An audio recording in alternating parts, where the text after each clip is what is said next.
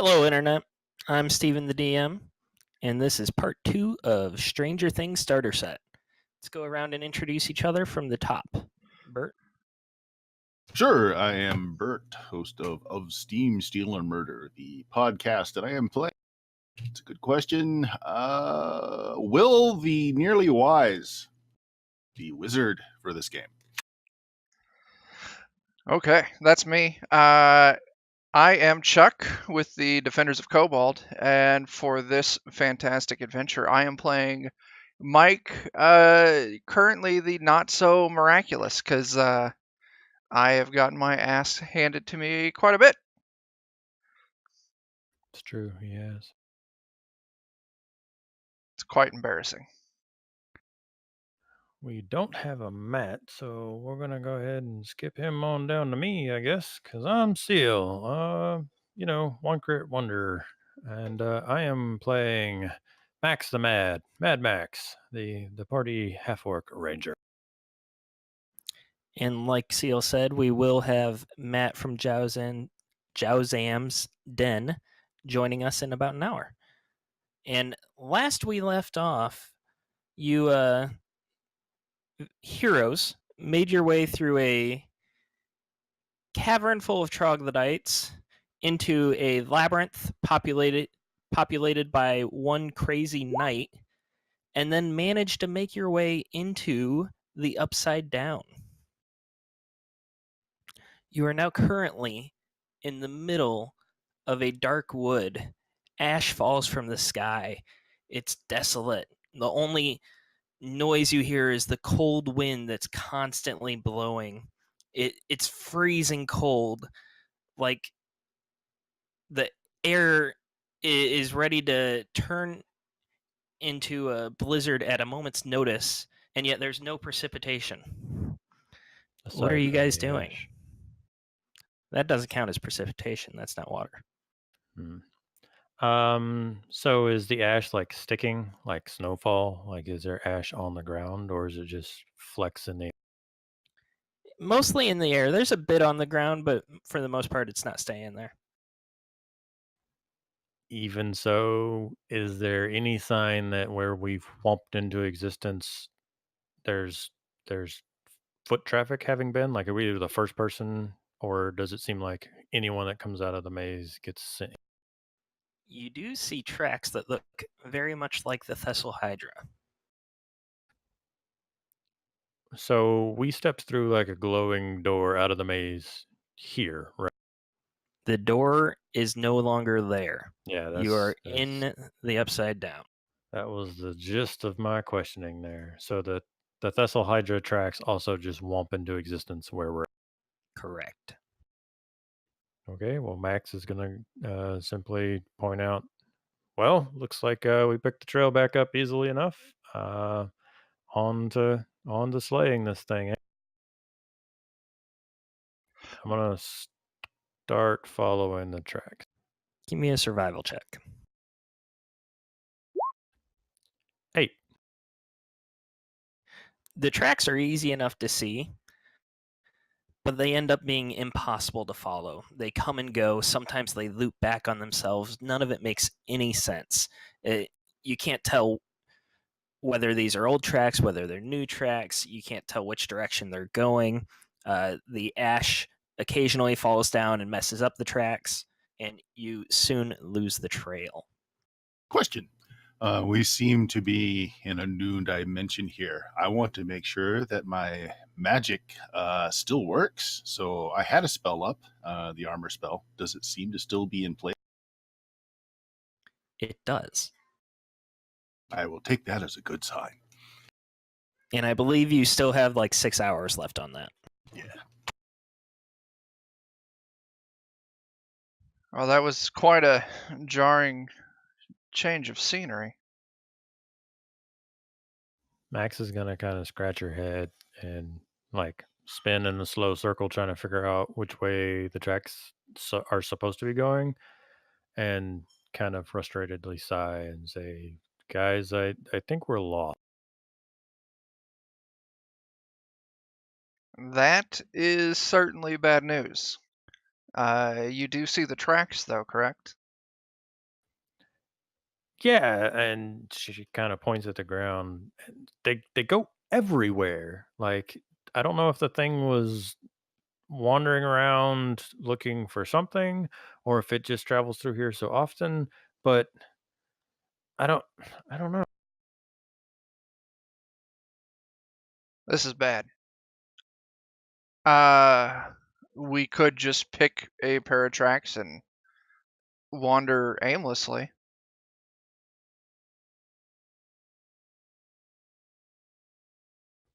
I mean, I suppose as long as we're heading the same direction it did and we're not heading backwards, I guess that would work.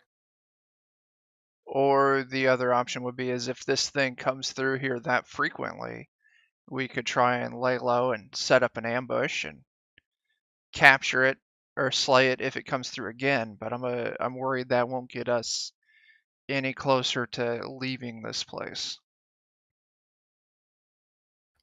Yeah, with no door back, we need to explore. Perhaps it has some other way of coming and going besides just the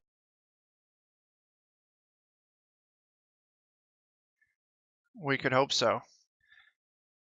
Does the wizard have any take on this? Mm. Does there seem to be, you described everything as being kind of bleak and lighted. Is there anything growing? You're in like a perverted version of a forest. There are trees, but they're covered in moss. Sorry, I got sirens coming and going. There is minor shrubbery, but it's all dead and lifeless. It it's just the upside down version of a forest. Sure. Does there seem to be a horizon, like a sun or a moon? It's very dark, and looking up at the sky, you cannot see anything. It's just pitch black. However, there is a gloom about things, so you can still see somewhat ahead of you. Okay. Well, that is going to make traveling problematic. We have no real way of navigation. I say, pointing at the sky. Can anyone see a sun, a moon, a star, something to navigate? not a thing. No, I can't either. The only hope we would have is maybe scoring the trees as we go by and hopes that we can at least catch ourselves if we go in a circle. Um, so your magic still seems to work. I want to try something. Would you be so kind? And Max is going to look around for a rock or something that light could be cast upon, and if not, then I'll just pull out a torch and ask for light to be cast on the. Yeah, there are rocks and things like that about. Okay, I want a rock that I could theoretically close my hand around if I wanted to turn the light off. And I'm going to get light cast on that and see if it actually lights up this weird upside down. I'll The, cast light on that. Does my divine magic still work here? your magic does still work, and light is emanating from the rock. However, it does not seem to increase your vision at all. It's weird, guys. It's like some kind of perpetual twilight.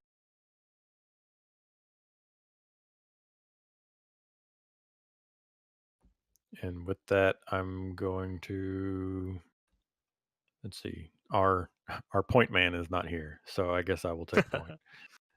Assuming that Lucas and Max are simultaneously leading us down my failed attempts at finding a trail. Well, I thought Mike was the point man. Wasn't he just wandering into everything? Yeah, I definitely was. All right, so you're just picking what looks to be the best trail to follow? Yes, I am frustratedly deciding one and saying fuck it. You follow the trail for a good 15-20 minutes. I'm assuming you guys are like scoring trees along the way like you suggested, so you can always find your way back. Yeah, I will be. It's either that or we're getting the ropes out again. So Watch the tree for just a little bit after it's scored to make sure that, like the tree, just by the description of the foliage, that the tree isn't just going to ooze back over the scratch. That is a solid point. I'll, as I pass the trees, I'll mar them with my dagger and then, or a crossbow bolt, and then I'll just kind of stand there for a second and eyeball it, make sure it's not healing up or sealing itself back up. As far as you can tell, the mark is staying there. However, you notice after looking away and looking back, the mark is gone. Well, shit. Guys, we got a problem. Mm-hmm. The mark stayed there as long as I looked at it. As soon as I looked away from it, mark was gone. Well, there are stones laying around. We've already figured that out. Can we make a small pile of stones? And then look And see away if and look something back. doesn't happen. Yeah, and see if something doesn't happen to that. Let's figure out the rules of this universe. So you quickly make a small pile of stones. It's not too hard. And you spend what feels like an extremely long time waiting for them to move away, and they do not. You said they don't? They do not move away. Everyone eyes off the stone? Yeah, I would look away or move around the other side of a tree. We all stare up into the sky for a moment like the front of a band album cover, and then we look. You look up and see nothing, and you look down and see a pile of stones. I'm going to arrange the pile of stones in the crudest arrow that I can, pointing the direction we are heading. You make a dick shape pointed the way you are headed. Oh, That is that not wasn't- what you meant by crude? That's what I thought he meant. Max triumphantly notes, well, that's not too hard, and then head. Dick jokes. Dick But jokes in D&D. So you begin moving through the upside down, making periodic phallic symbols until you realize that there is no longer a trail to follow, and the trail behind you has been blown away as well. You are officially lost. Guys, I think we have a situation here. Yeah, this I is have great. no idea where it went from here, but we at least have the rocks to lead us back. The problem is, I don't think there's any reason for us to go back. Yeah, I would agree with that. Everyone give me a perception roll.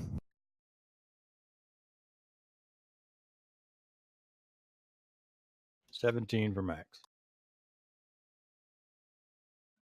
11 for Mike.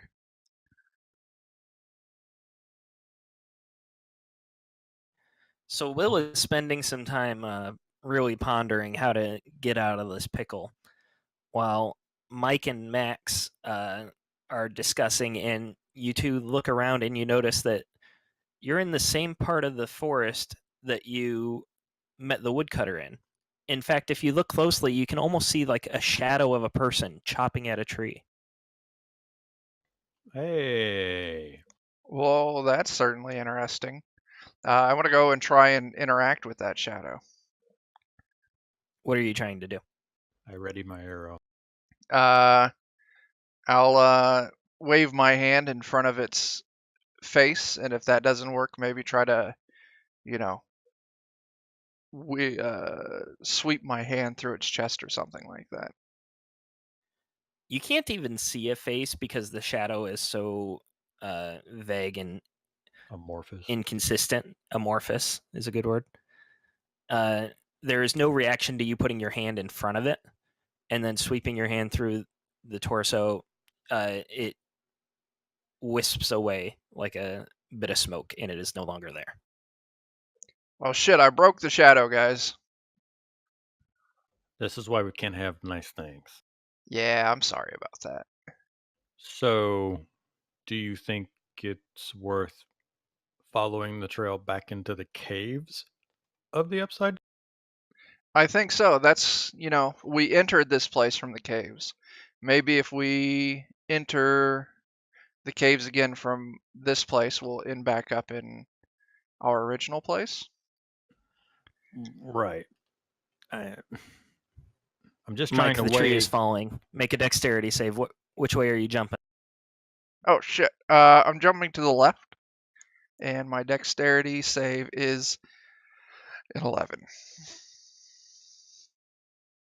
You jumped the same direction the tree fell. However, you were on the correct side of the tree because you were on the same side where the woodcutter was. It appears as if interactions from the real world can affect the upside down. Well, that's wild. Guys, I broke the shadow, and it broke a tree at me.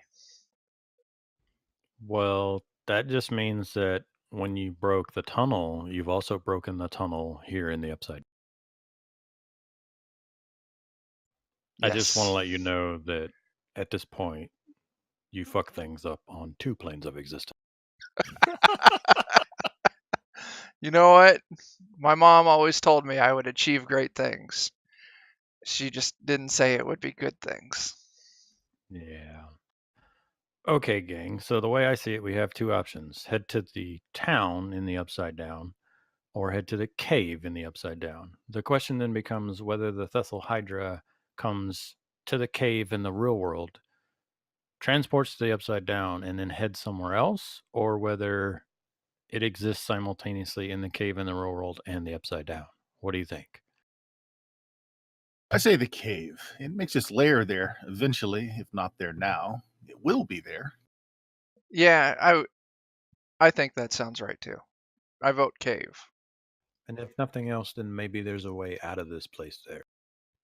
And with a loud crack, a blast of lightning hits a hill not too far from you.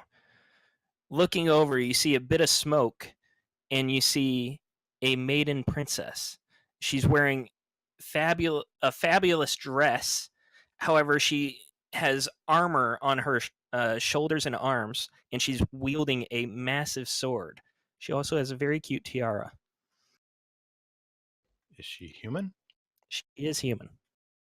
I call out, "Hey, lady, how's it going?" She hears you and looks over and gives a quizzical look. Why are you here? She's here in the Upside Down, like Yes, she is not smoke. for real. You see bits of color and not smoke.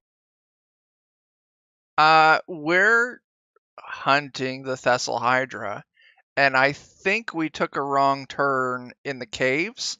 So that's why we're here. Why are you here? I'm on a quest that is of none of your concern.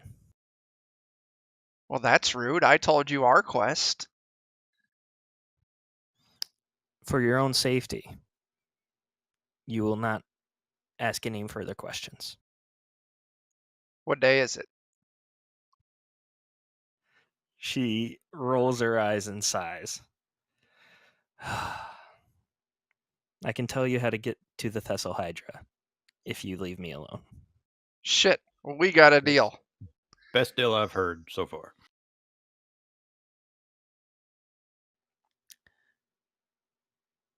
She points a ways behind her and says, "There is a cave near the mountains, and outside the cave grows very large flowers. If you pour the blood of a monstrosity on those flowers, you will return home."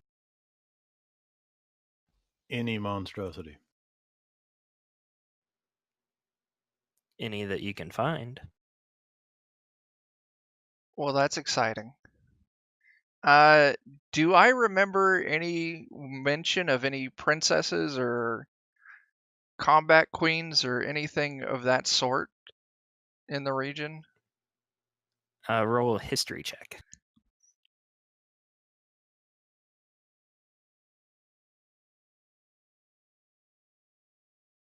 5? 5. I did a great job. Aside from like the standard folklore-esque tales of warrior princesses and combat queens, you have not heard of any specific to the area. Okay. Now, you told us how to get home, but you were a little vague on the actual location of the Thessal Hydra. Is it here in the Upside Down? The Thessal Hydra uses the same flowers to return to its lair. I wonder what it considers a monstrosity. A That's- monstrosity is a type of creature. No different than an amphibian or a mammal. Yes, he's just saying that, these sorts of things could be relative, I think. I think that's what he...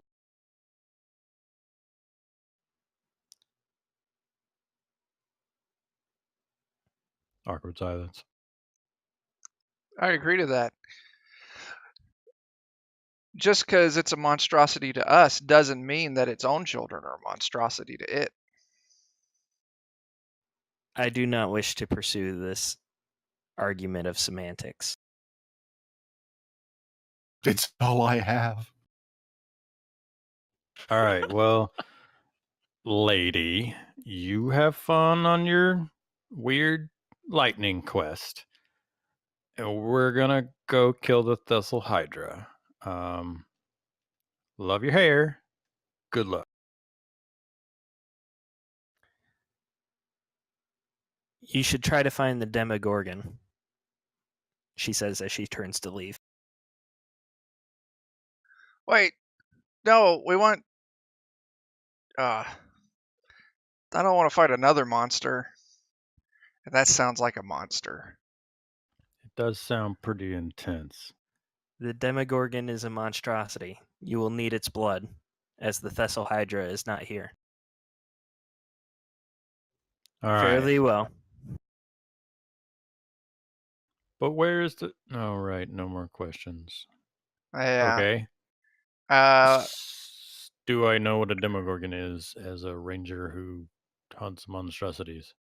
Nature check. Guys, don't worry. I have all of the skills. 8. I've rolled nothing but 2 8s and a 17 so far. It's pretty... it's pretty great. You have never once encountered a Demogorgon. You have always heard of it being a mythical creature. The myths just say that it is attracted to blood and it will eat knights after that are wounded after a battle. Well, unfortunately, I think we need to go get the knight. I will relay to the group. So, Demogorgons, they're on the level of unicorns and other, like, fictitious, out there mythical monsters. This one apparently likes blood, but I don't really like the idea of just cutting myself and sitting here and waiting, so let's do a little hunting and see if we can see any signs.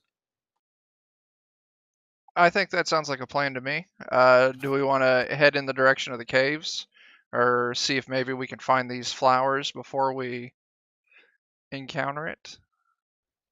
Yeah, let's head toward the cave. Maybe there's something here in the Upside Down that we could use to either get the Demogorgon's attention, or maybe we don't need the Demogorgon after all. I don't know if shadow trogs count as a monstrosity, but who knows? We could simply look for the flowers on the way as well. It's Yeah. true. Just so you guys know, the cave that she was pointing to is not the cave that you entered. It sounded like that, yeah. I'm sorry, I should have clarified. She was pointing a different direction. Yeah, we're heading towards the cave she pointed to, not the cave we were in. My comment about trogs was based on the fact that Faux Cleric 9000 mentioned there being multiple caves of trogs. Gotcha. I miss him. I wonder what would happen if we ran into the shadowy version of... I'm Is he sure somehow- Mike would just run his hand through him and he'd disappear. There's a strong chance of that, yeah. Getting Patrick Swayze vibes over here. Yeah. Well, luckily, if we did find him, we would have discovered a way for him to be even more Yes, we would. to the cave. To the cave. Max, make another survival check for me. It's going to be a 12, guys. 5. You managed to make your way to the cave fairly easily. It was exactly where she pointed. However, you were not able to pick up a trail of any sort of creatures in the wood. Are there flowers outside of the cave? There are. They're very large flowers with purple petals. They're large enough that you could actually step on one. Like stand on one. Like on the flower itself? Yes. So we stand on the flower, dribble some And then monster put blood on it, and then go home. Okay. Do we want to investigate the cave while we're here? Might as well. No use on having to accidentally backtrack later on. Since my light rock doesn't really work, I'm going to pocket it and get my bow and arrow ready. I'm going to enter the cave and see if the strange lightness continues in places that should be dark, or if it's actually dark in here. It does. The twilight continues even in the cavern. There's no real source of the light. You still have your light rock, but it doesn't seem to be offering much other than lighting up your person. Entering the cave, it goes about 30 foot before it takes a left turn.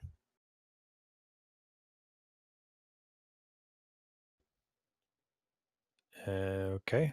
Just like a sharp, like, does it seem to be man-made, or is it No, it's very natural. Again, think upside down version of cave. There's still ash inside of the cave, but it is definitely a natural formation. The turn, however, is about 90 degrees. Okay, I will creep up and look around the corner. Looking around the corner, you find a T intersection that is, again, natural. I will I'll wave to get the group to move forward, and I'm gonna head up to the T intersection, and I'm gonna, like, I am keeping an eye out for danger, both in terms of like trap and like signs of something having. Perception check. Hang on. Before you do that, I was gonna cast guidance on him. Yeah, he can add that. Okay, so it's a D4 if you need it. He does. You do. Okay. I will increase my 5 to a 6 and see what that gives me. You do not find any traps. As you enter the intersection, you look to your left and you see a small room, just a natural cavern. And there are webs thick from floor to ceiling.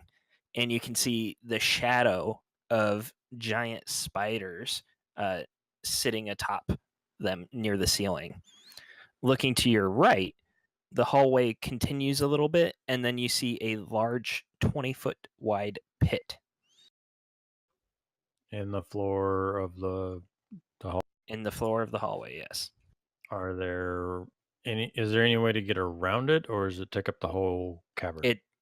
It's just a giant chasm that runs through the floor of the cavern. So there's no way to go around it, no. Okay. I turn around and go, okay, guys, left, shadowy spiders, right, shadowy chasm into the abyss. Thoughts? Those are two horrible options. Wait, pause for a moment. If this is a reflection of our normal world, and we have some bearings, we know roughly what direction we came from the cave, what would be there in that hole in our normal world? I haven't spent too much time up in the caves of the mountain. I would assume it would just be some sort of ravine or chasm, either naturally occurring or washed out by a river or something.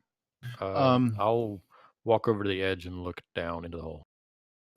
Any kind of like knowledge or history check we could make to know more about like this location in our world? What would we find here? Like who inhabits these mountains? What were known to be in these caves? Yeah, you can give me a history, a nature, or survival. I'll take any of them. Beats me. Apparently I never left the schoolhouse. You haven't explored the caves much. Most of the time, you stay further south. Max, as far as you know, you've heard the rumors of troglodytes. There's so many caves here that it really could be anything.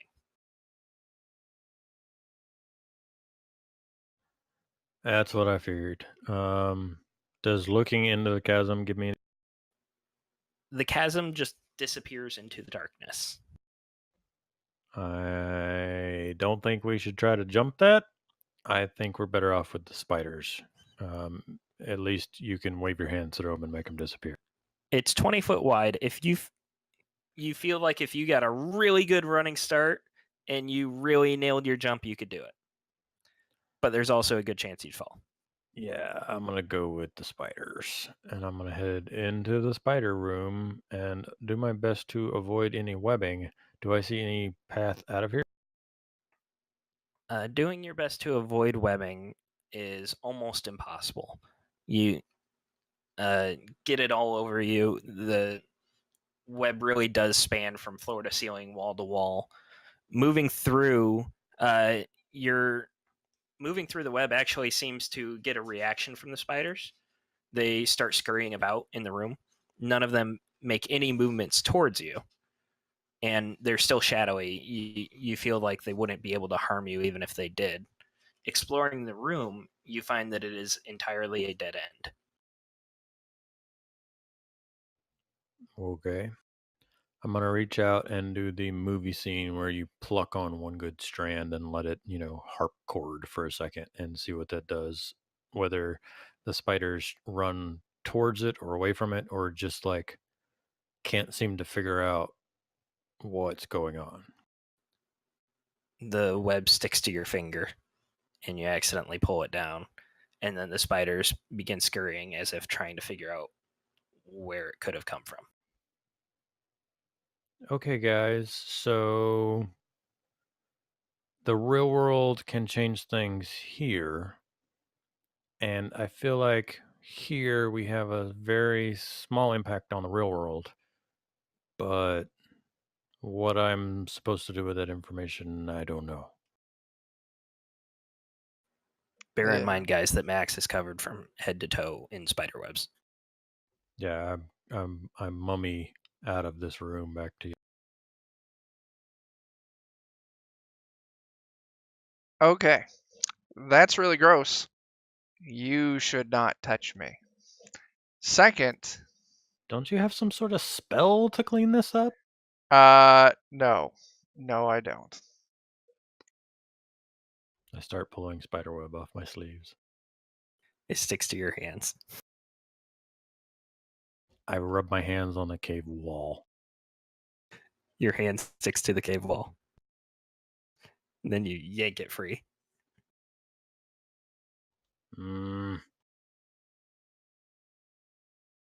So that room was a dead end? Total dead end. It's a dead end full of spiders and a chasm into absolute nothingness, or we head back into the fort. Well, fuck that chasm. I guess let's go check out the other caves. I mean, we know where the flowers are now, so that's one mystery down. It's true, as long as we have some method of keeping where this place is in mind. But remember, we can't really make marks, so it's up to rocks and other breadcrumbs, I guess. That is true. I'm worried, like, we could try and take a flower with us, but I'd be worried that I don't know if cutting it breaks the spell. Yeah, I would be worried about that.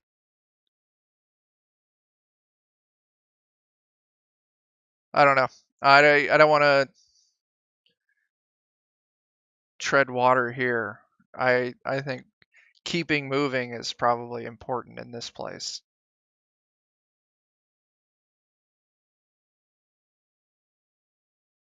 So wander the forest a bit. Yeah, in the general direction of the other caves.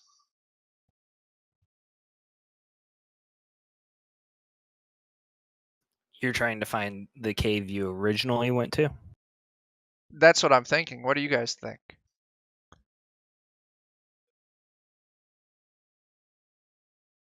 I think so as well. I mean, if the door that got us through here is broken, what we'll be interacting with is the cave as it is on this side.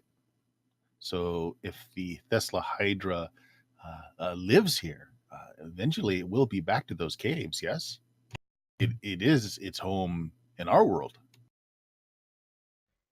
The weird princess lady said it's not here right now, but yeah, It will be. does seem to make sense that it would come back.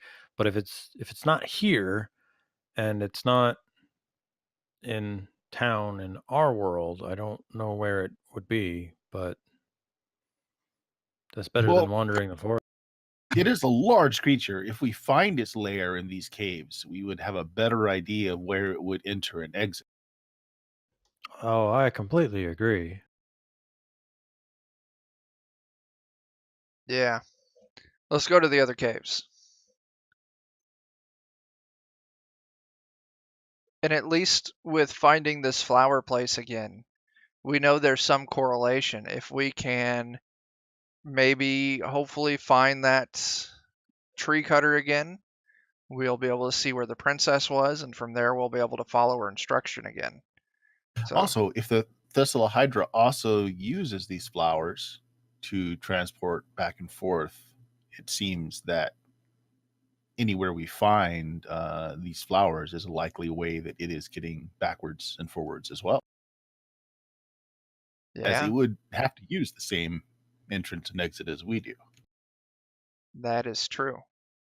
So let us find its lair, follow what paths to see if they lead to any groups of these flowers.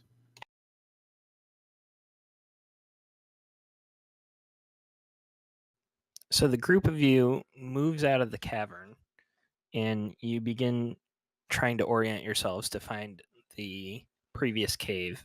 Someone give me a survival check.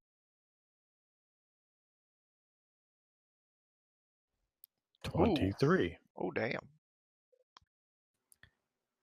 Max, you know exactly where it was that you came from, and you even know that you can take a shortcut to get there. You're so confident. And miraculously, on your way there, you come across some tracks that seem to be of interest. What kind of tracks might they be? Bipedal with 2 clawed toes. It Do I appears to be a know very if large creature. You have not seen these types of tracks before. from the rumors and folklore of the Demogorgon, do I know that it's bipedal? You wouldn't really know. Okay. Regardless, I'm The tracks gonna do point look out, fresh, though. guys, something's here. Fresh tracks, large, 2 feet, wicked claws. Um, I think this might take precedence over the cave. Yeah, if we got a lead on some monster blood, we need that if we even want to think about leaving this place. I'm down for following it. Agreed. I attempt to follow the tracks. Are you trying to be stealthy? I attempt to follow the tracks as if I was hunting a creature, yes. I'll give you a guidance as well to assist. Everyone give me a stealth check. I'm gonna need that guidance. I want to be ahead of the group a little bit, especially the armored individual. Yeah, I didn't roll as great. Max, you are a bit ahead of the group, and you soon come across this large, gangly creature. It almost looks like an emaciated human, but then you see it lift its head up, and it has no face. It's just like a flower bulb for a head, and it twitches around as if it gets a scent of something, and then it opens up its head into 5 petals that are full of teeth, and its entire face is just this maw, a mouth, and it lets out this terrifying screech, and it turns your direction. Everyone is going to roll for initiative. Okie dokie. Don't forget I gave you tokens, guys.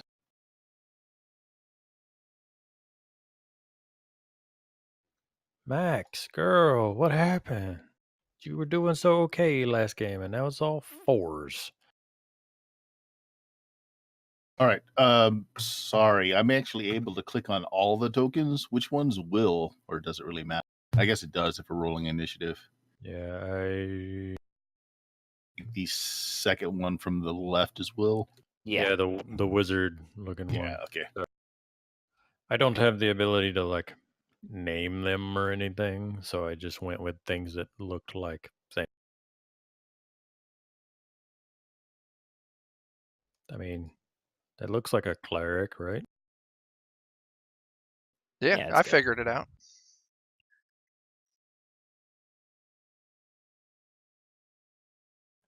Mike the Miraculous, you are going first. This creature is obviously aware of your presence. You're probably 60 foot away. Okay, I want to move up maybe 20 feet, just a little bit in front of Max. I want to get my shield up, and then I also want to cast Sacred Flame at it.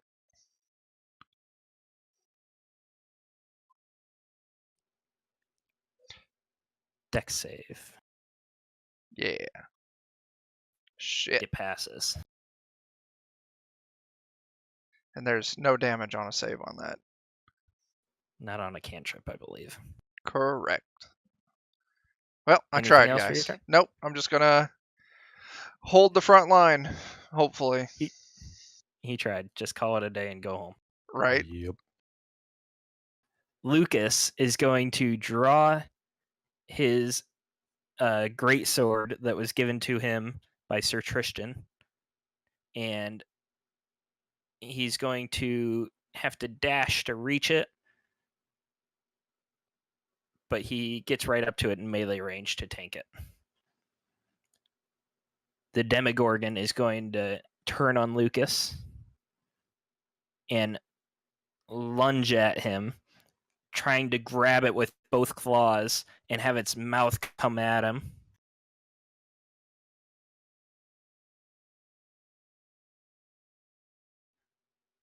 Lucas manages to parry both of the claws, but can't block the bite.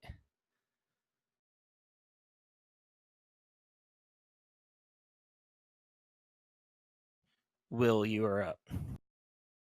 Or Max. Max can take it. Max is eating a cookie dough. All right. Well, will cast Ray of Frost.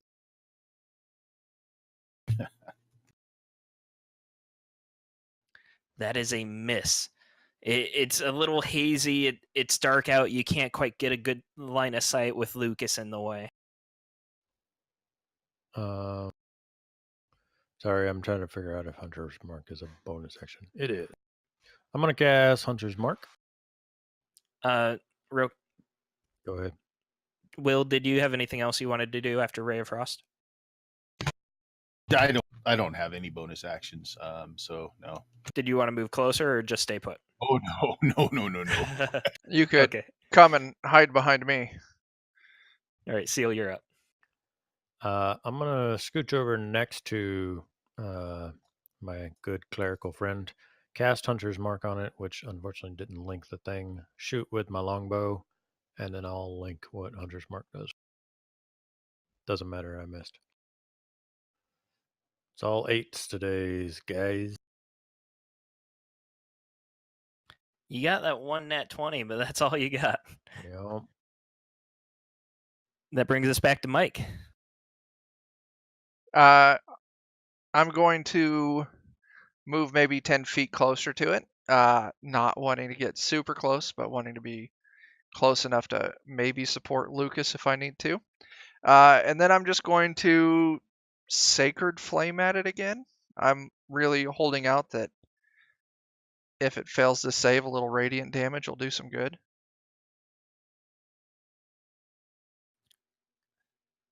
It's so distracted by Lucas that it doesn't even see the Sacred Flame coming. And you manage to get some holy burn on it. Nice. And then I hunker down for the end of my turn.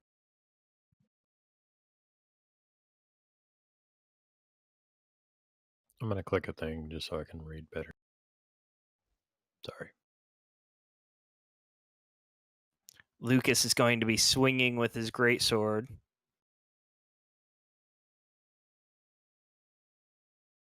As the sword swings through the air, it begins to hum, and a faint glow happens as it cuts through the Demogorgon's flesh. Ends up doing 14 slashing. That's nice. The Demogorgon is not pleased. Takes out all its anger on Lucas for 16 damage. Lucas is down to 1 hit point, guys. Well, that's bad. Will, you're up. Okay, I will try another Ray of Frost, moving so I can get just a little better vision line to it. Oh, there we go! Critical hit. Nice. You get a nice solid hit, and the Demogorgon's flesh begins to freeze up and crack. Anything else on your turn? Other than just keeping my distance. Max.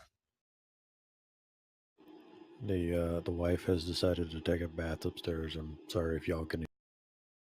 It's not bad. Does a 13 hit? It does not. I would like to move the. You said Lucas had to dash, so I'm going to move half the distance. I can't get to him this turn, but I'm going to be halfway between the clump and the dying friend. Got it. So you're about 30 feet away. Yep. Mike, your turn again. Okay. What's the distance between me and Lucas? 60 feet. Even with the 30 feet I've moved forward since combat started? Oh, I'm sorry. I didn't realize you moved. Yeah. 30 feet away. Okay. I want to move up. I believe my movement is 30. Okay. 35. Okay. I want to move up right next to Lucas. Right behind Lucas. And then I want to cast Cure Wounds on Lucas. He is eternally thankful. For 9 HP. I have 1 spell slot remaining. And then I'm going You can to... see his wounds stitch up and the flesh grow back as your radiant healing energy courses through his veins. Very nice. And then with that, I stay where I am and end my turn.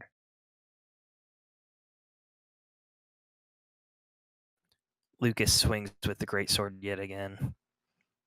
Easily hitting, doing 15 damage.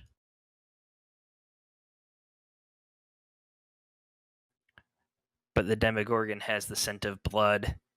He can tell that Lucas is weak. He has advantage on these attacks, so that is a crit. Crap. And Lucas falls down to the ground unconscious. And with his body out of the way, Mike, you see that the Demogorgon's wounds have actually begun to stitch themselves up as well. Well, that's bad. Will, you are up. Wow. Okay. I am going to get a bit closer as it looks like things are falling apart here, and I'm going to, as I'm closing in, do another freezing spell.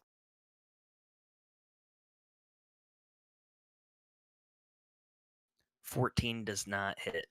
Oh, okay. I trip over something as I cast my spell. It was so close, but the Demogorgon just moved at the last second. Max? Does a 23 hit? It does. Has it taken damage? It has. 17 damage total. Your arrow pierces through its thick hide, and the Demogorgon is looking very battered and bruised. Mike, you are up. Lucas is unconscious in front of you. Oh, crap. I grab my mace out, and I move up and strike at the Demogorgon. 16 hits. Nice. I did something. Good job, me. And then also, I'm going to expend my final spell slot to cast Healing Word, dealing 3 damage. It's a bonus action. I'm sorry, 3 healing to Lucas. What are you telling him? What's the word? Not today. And then heal in honor of Game of Thrones tonight.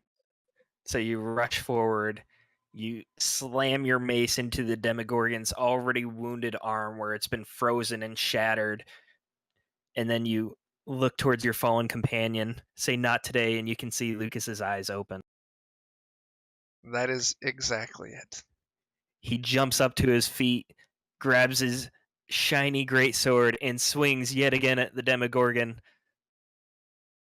But it is not enough. He's too wounded and too weak. The Demogorgon is still in a frenzy.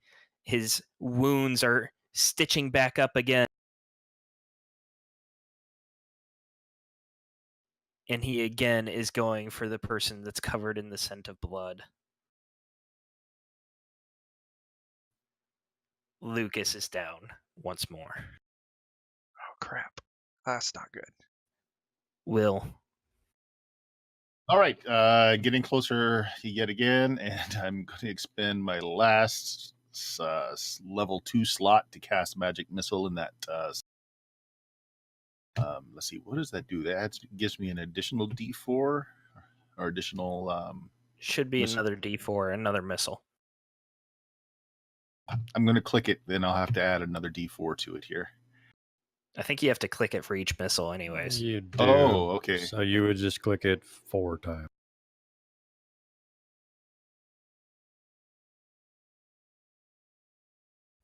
$14 points. The Demogorgon is hammered by your magical barrage. Anything else on your turn? As I said, other than getting closer, I'm still trying to. I don't want to get within its melee range, but I'm trying to get closer. So if I have to drag somebody away, that I'll be able to. So you're probably about 30 feet away if this is the first turn you're moving closer. No, I moved Max closer last turn too. Okay, so this turn you can be about 10 feet away, and you can easily pick someone up if you need to. Okay. And Max, I know you've moved closer as well. Yep. Currently, the tokens are in Bigfoot, so Mike is up on it. I'm behind Mike, but to the side so I can shoot, and Will can have caught up to me or be a step behind me. His choice. Probably a step behind. I'm still very cognizant that I'm so squishy magic user. Okie dokie. I'm gonna staying near where Lucas is down. Try to shoot across Lucas at this thing that's wailing into him. Nope. 11 misses. It's too hard to get a good shot between it moving and the twilight messing with your vision. You're not using your normal vision. You're not using dark vision. Oh, you don't even have dark vision. Never mind. Anything else on your turn? Nope. Mike. Bring us home, Mike. All right. He's looking beat. He's bruised. He's battered. He's cut. Hammer it home before he heals himself. Yeah, let's see what we got with his mace attack. Okay. That's a hit. He's looking incredibly pummeled, and you break his arm. You can feel the crack under your mace, but he's still up and moving. And then that's all I got. I stay right there, hopefully drawing his attention. Lucas has to make a death save. So close to a crit. It's a success. He's fine for now. But the Demogorgon cannot be satiated. He heals, the broken arm stiffens, and then you hear another crack as it gets bent back into place, and he lashes out at you, Mike, sorry. Bring it. I was really scared there for a second. Mike, are you wounded? No. Do you have full HP? I have full HP. Okay, it does not get advantage then. Does a 15 hit you? No. 19's my score. So it only does 11 piercing. You manage to block the claws, but the bite digs in.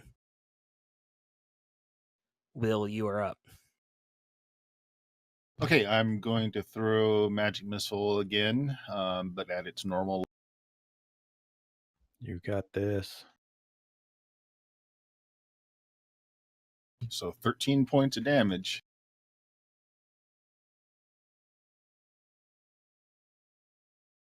It's incredibly close to being dead. You're cracking its ribs and torso together with the force of your missiles.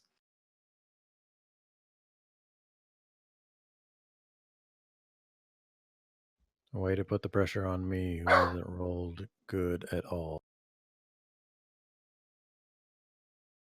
Also, hi, Maverick. Sorry. 13 does not hit. Sorry, Your dice guys. have not been with you tonight. I have a +6 and can't roll higher than a damn 8. Mike, if you get a solid hit, you'll finish it. Well, now that you've you Jinxed you. jinxed it, yeah. Yep, sure did. That did 9. I just hold steady there, With hoping. its jaws around you piercing, you just can't quite get the angle to hit it.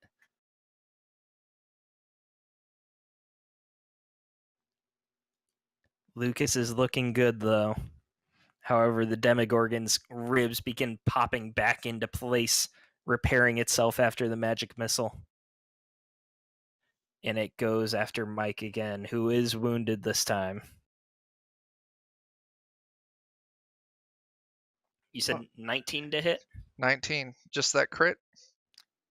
18 slashing damage as a claw gouges at you. I'm down.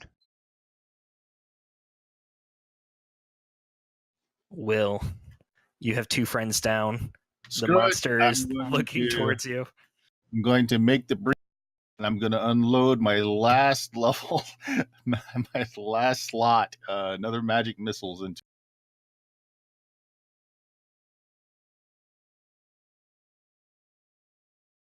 Nine points.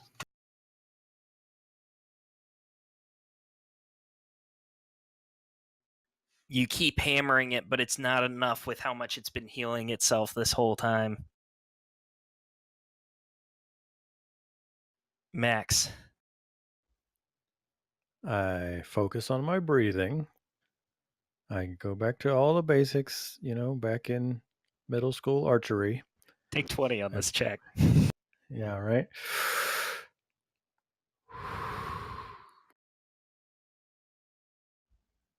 Nope, 14, which I believe Not we have enough. noted don't hit.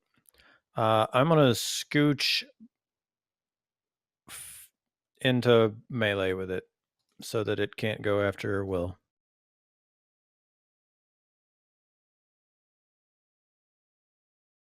Guys, this might be a TPK. Mike, give us a death save. Okay.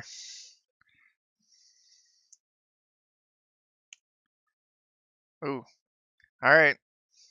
One step closer to not dying.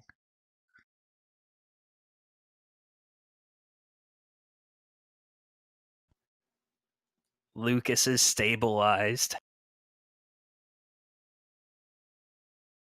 Now, do you guys want me to fudge some dice here so that we Oh, can keep man. playing, or do you want to? No, Oh Just man, let let them fall where they may. Right. Okay. By the The books. Demogorgon begins to heal itself yet again. And it starts headed towards Max. What's your AC? 17. Are So you wounded? The first one hits me and then wounds me, if that matters. So we'll be wounded for the second two. Yeah, I'm not going to count it that way. I haven't been.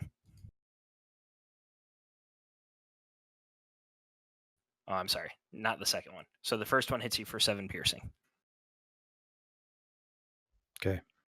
I'm sorry. I skipped Will in the turn order.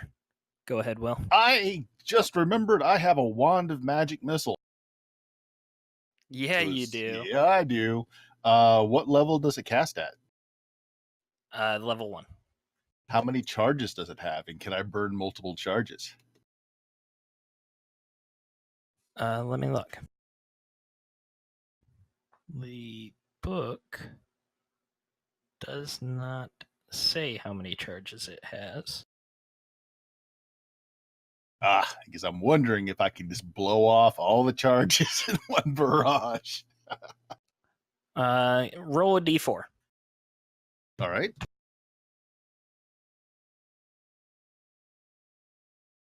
It has 2 charges. You can blow them off in one barrage, or you can save it for 2 hits or 2 attacks. Okay. So is it just level 1 just gives you 1d4 magic missile, or do you get 2 at level 1? You cast.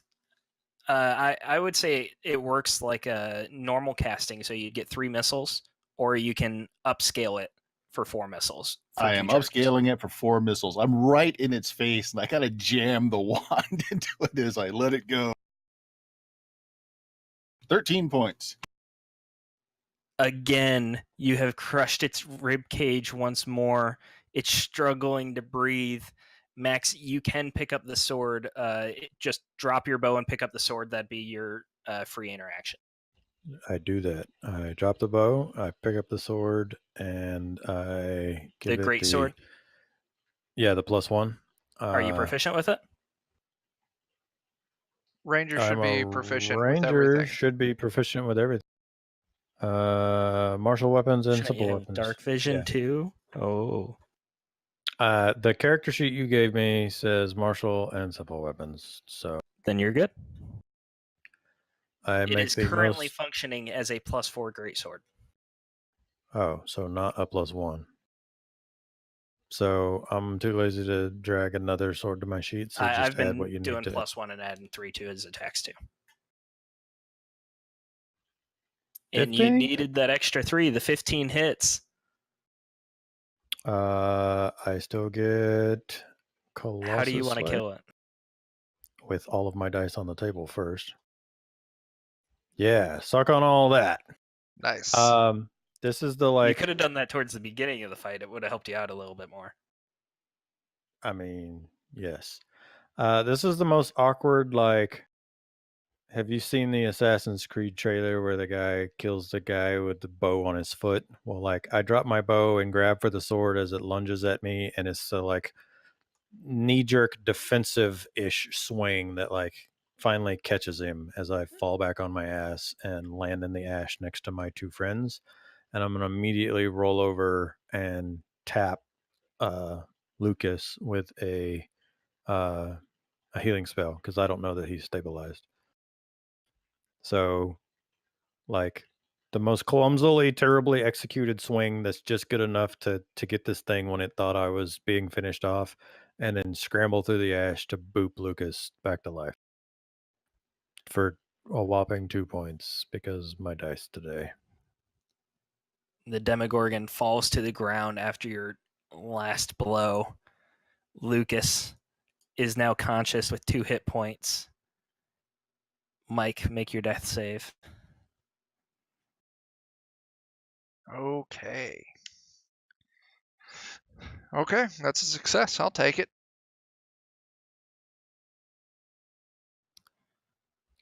Lucas. I was gonna say I don't know if Lucas has lay on hands, but that's what I would ask.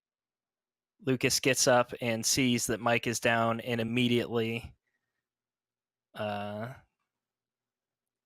did he use lay on hands last session? I think he gave him 1 hit point last time. Yeah, he used 1 point out of it. Question. And he's got Paladin level times 5, so he's at 50. So he's just going to give you 14 points, Mike. He's got to put everything into you. I'll take it. Yeah, question? Yeah, if you have the medicine skill, can you keep people from having to make death saves? You can stabilize them with the medicine skill. You can't heal them, though. They wouldn't gain any hit points. They'd just that's be fine, stable. just so I know. Okay. As Lucas puts lay on hands into Mike, the Demogorgon begins twitching on the ground, and it begins stitching itself back up. Burn it with fire. Gets up and attacks at Max once more, who is wounded, I believe. Yeah. Those all hit. And 35 damage is like enough if I was at full health. So I'll go ahead and just put myself back. I'll just put all these tokens back over here so you can kill us. Will. All right, so I should still be close to it. So I'm going to use Shocking Grass.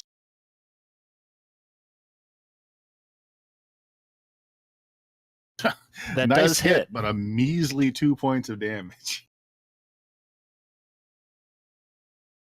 Is that all you got? I got nothing else. All right. Max, make a death save. 16. Passes. Mike, you're up. The Demogorgon is over Max's body. Okay. I do not believe, I don't remember if I've used my channel divinity. But you know, think you did. Scared some skeletons around the corner one. Oh yeah, you did turn undead. Oh shit. All right, well then I am not going to use my channel divinity. I am going to smash this fucking thing in the face with my mace. I am not going to smash this thing in the face with my mace. The adrenaline rush from just waking up from the brink of death.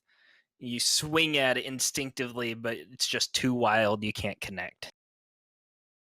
Yeah, that's exciting. Lucas is going to grab his greatsword back from Max and swing at this creature. The Demogorgon is down yet again. All right, burn it this time. I sacred flame the shit out of it. Technically, we're in combat, but I'm going to let you...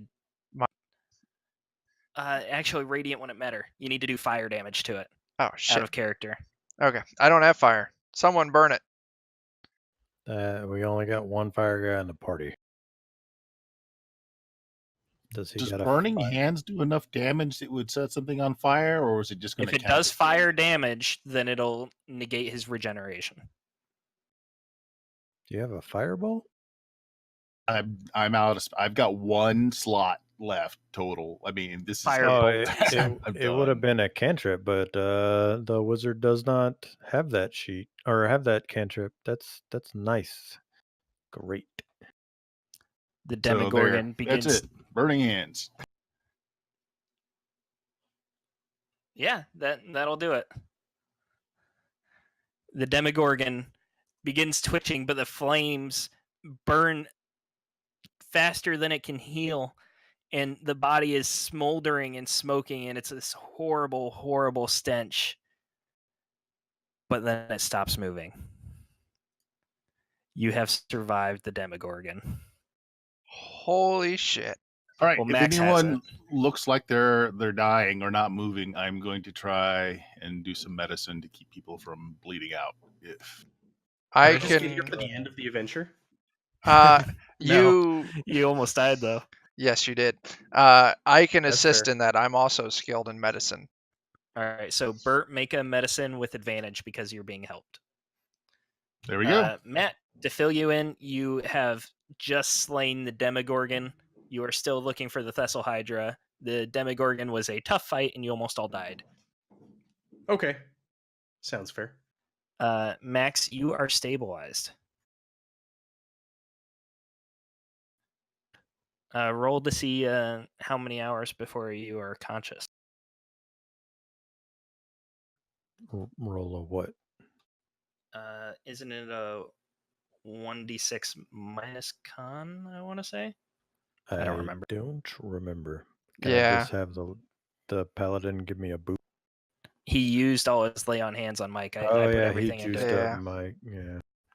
Yeah, Joseph, Okay. I used all your healing too. Okay. Oh, now I roll high. I'd forgotten I'd used Arcane Recovery last session, so I had that last spell slot. But now I'm completely tapped out. We should definitely maybe try and find someplace safe to hide for the night. We should also take the corpse of this Demogorgon with us. Its blood is seeping into the ground. We just need its blood. I don't think we have anything to capture blood. We have those empty potion bottles. Yeah, that'll do. Okay. Can I hack off like a finger or anything from this? You're still sleeping. You got 4 hours. Oh yeah. I'll fill up my jar, and then I'll hack off some fingers and try and use a bit of cloth to tourniquet them to keep that precious monster juice inside. You managed to fill up a whole potion bottle with the monster blood. It's a messy process, but it's not too difficult. And Lucas the Loyal, who seems to have been in a stupor most of the adventure, finally comes to and realizes that he's been fighting the Demogorgon. Huh? What? What happened? We got our asses kicked. Oh, at least you're all alive. For now, yeah, that is accurate. We should find a place to rest. I agree wholeheartedly. Are you looking to go back to the cave you were at? As much as I hate shadow spiders, I think that's the safest place that I know of. If we can find our way back. You didn't get too far before you found the tracks, so it's not too hard to find your way back. I'm assuming you're carrying Max with you. You're not just leaving her. Yeah. No, we'll carry Max. Yeah. Yeah. It only takes you about a half hour to get back to the cave. You're going a little bit slower because of the orc. Yeah. Let's hunker down. I can take first shift. I will take last shift. How long are you planning on resting for? Like a long rest? Oh, yeah. Oh, yeah. Yeah, We need it. very much so. All right, so go ahead and roll a perception check for first shift. That's me. Ooh, I did a good job. You always do a good job. Everyone You else is you sleeping missed that soundly. combat. I don't want to hear it. Everyone is sleeping soundly. The upside down is eerily quiet. It's hard for you to even focus on what could be coming because you're so distracted by not being able to sense anything. But your shift passes uneventfully. Okay. I rouse the next person and then promptly pass the fuck out. Guess that'll be me. Bert, roll perception. About halfway through your shift, Max wakes up. Your shift again passes by very eerily, but nothing happens. And I'm assuming we're breaking the night up into 3 shifts then, instead of 4 since Max was out. Yeah. I think so. And I'll All get right. up the last person for the last shift. All right, Lucas the Loyal. You're feeling a bit more rested because it's towards the end of the shift. You're a lot more alert. There is nothing visible in the distance in the forest or further on in the cave. Your shift passes uneventfully. However, it appears as if your wounds have not healed. None of you are able to spend hit dice. Max, you are up with 1 hit point, and that is all you have. Do we recover spell slots and abilities? You do. Okay. Who is all injured? Well, I'm sorry. We're resting. I'll stop cutting in. My bad. No, we're done resting. We're at the end of the rest. I think everybody's injured, no? I don't know. I'm down to 2 hit points. I got the 14 that you healed me. Max has I guess- 1. Will, you turned out pretty good, right? Yeah, I wasn't damaged at all during that. Okay. I guess I'm healing myself. Yeah, why don't you... Well, I'll just burn up my channel divinity. I have the ability to put out... what is it? It's 15. We're level what? 3? I can do 15 points divided how I want. So I'll give you 7 and Max the rest. Eesh. Okay. So Max got 8 hit points from you then. Yeah.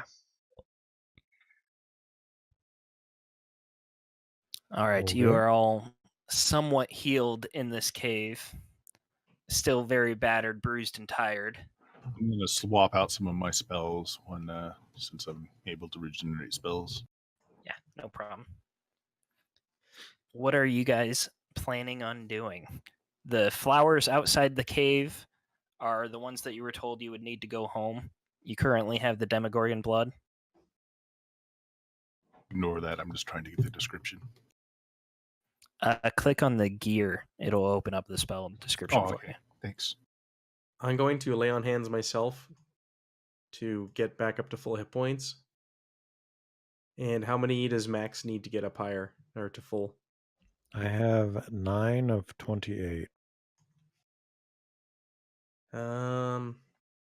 It's fine. I can give you 7 more hit points, and that's all my lay on hands in. I would rather you use them for waking people up in combat. I have cure wounds also. I'm saving those. It's your call. I've got a bunch of healing spots as well, but I was going to save those for future combat. How about the pair of you, and Max motions to Mike and Lucas? How about the pair of you just don't go down in the future so that I don't have to run forward and finish the fights for you? And I'll just hang out. Hey now. You know, Sadly, that's been my plan so far. One of these times I'll figure out how to execute. Okay, well, let's put that.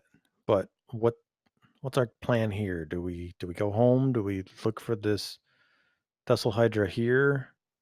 Should we use the flowers?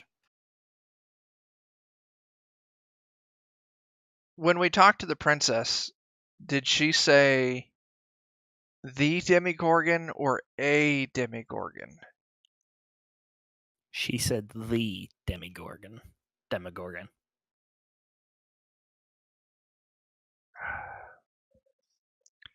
We still need to find the Tessel Hydra. That was our mission. Well, let's use the flowers, and if nothing else, we get back home, and if we don't find the Hydra, we can always take a proper rest, since this place gives me the heebie-jeebies. And so we'll go back to the cave, and if we're back where we started, then we're back where we started. But so be it. Anything beats this place. Okay, I'll go with that. I mean, maybe we don't have to use all of the blood on the flowers. Let's just try to save some in case we end up back. Yeah, I got fingers and a small bottle, so maybe we can just try to use the fingers and save the bottle for the future. All right. So you go out the cave and you squeeze out an entire finger onto a flower and nothing happens. So you squeeze out one more, nothing happens. Wait, are we standing on it? I assume. If you want to. Are you standing on it? Yeah, I would have stood on. It only holds about one person. It is a big flower, but you can't all get on there as a group. I thought there were multiple flowers. There are multiple flowers, but I'm talking about the one that he's actually pouring it on. Okay. Yeah, I'll offload the rest of my blood to the others, take a single finger, stand on it, and then juice it. You juice that finger and nothing happens. Well, fuck. Like no blood comes out, or the blood No, the does blood come comes out, out. And you can tell that the flower kind of like absorbs it. Whether or not it's enough or if it's just not working, you're not sure.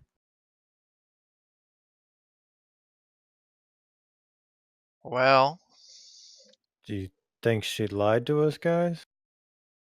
either I think perhaps it needs more blood.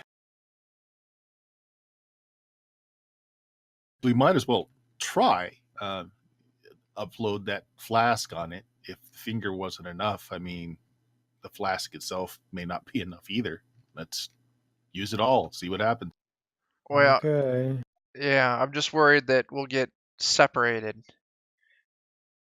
Should we go try and retrieve the Demigorgon corpse and bring it back here? It's been 10 hours. I don't think we're going to get too much more out of it. Yeah, We also burned it up too. that we did. It was smoldering. Everyone huddle close, and blood on the floor. Okay.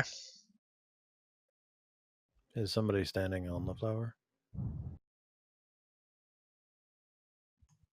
I mean, probably not if you have to pour it on the flower. We can all just stand around it. Kumbaya, hold hands, and So everyone gathers around the flower. Mike, are you doing the honor? yeah, I'll pour it out. Everyone give me a dexterity check. Check, not save. Save, sorry. Okay. All right, sorry, I'm looking for where it is on the sheet. It is in the second column underneath where it says proficiency bonus. Saving throws, and you just click on the word dexterity. So directly to the right of your dexterity score. Well, that's a big fat fail.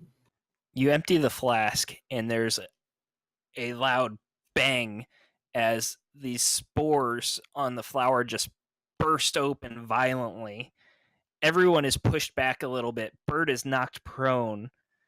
And then as you press the stars out of your eyes, you see that there is a cross-planar gate coming out of this flower. It's just like a ring in the air, and it's two-dimensional. And you can see the material plane on the other side.